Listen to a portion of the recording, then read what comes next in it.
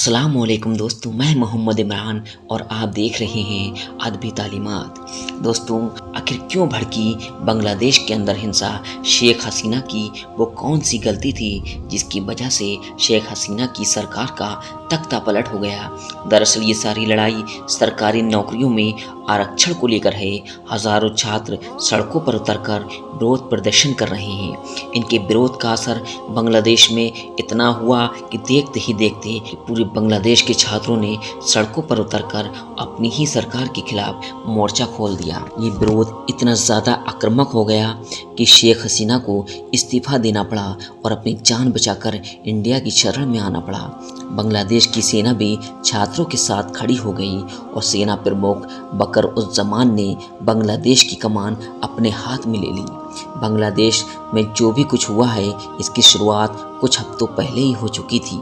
सरकारी नौकरियों में आरक्षण की व्यवस्था में सुधार की मांग को लेकर बांग्लादेश के तमाम शहरों में पिछले कुछ हफ्तों से विरोध प्रदर्शन हो रहे थे, लेकिन शेख हसीना ने इन सब को नज़रअंदाज किया। धीरे धीरे ये विरोध इतना ज़्यादा बढ़ गया कि इसने हिंसा का रूप ले लिया, जिसके तहत लगभग 300 लोग मारे जा चुके हैं। सबसे बड़ा सवाल है कि आखिर छात्रों की सरकार से क्या डिमांड है, और लड़ाई और हिंसा और बांग्लादेश में जो तख्ता पलट हुआ है वो कौन सी बात को लेकर हुआ है? दरअसल बांग्लादेश में आरक्षण प्रणाली के तहत 56% सरकारी नौकरियां आरक्षित हैं।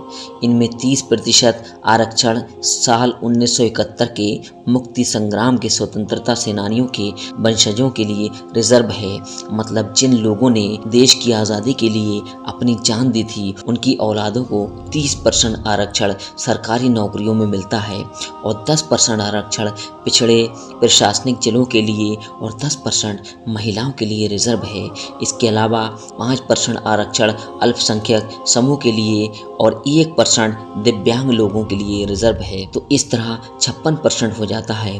अब जो लड़ाई है वो सिर्फ इस बात के लिए है कि जो 30% आरक्षण फ्रीडम फाइटर्स के वंशजों के लिए रिजर्व है, उसका सरकार दुरुपयोग कर रही है, उसका सदुपयोग नहीं हो रहा है। छात्रों का कहना है कि सरकार ये 30% आरक्षण उन लोगों को देने के पक्ष में है जो शेख हसीना की सरकार का समर्थन करते हैं।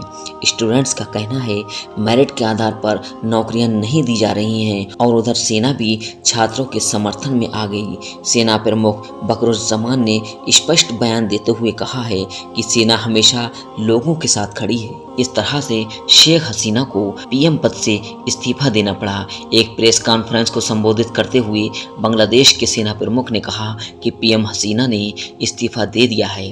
देश को चलाने के लिए अंतरिम सरकार बनाई गई है। हम देश में शांति वापस लाएंगे। हम नागरिकों से हिंसा रोकने के लिए कहते हैं और उनसे अपील करते हैं कि वो हिंसा को रोक दें। अल्लाह हाफिज़।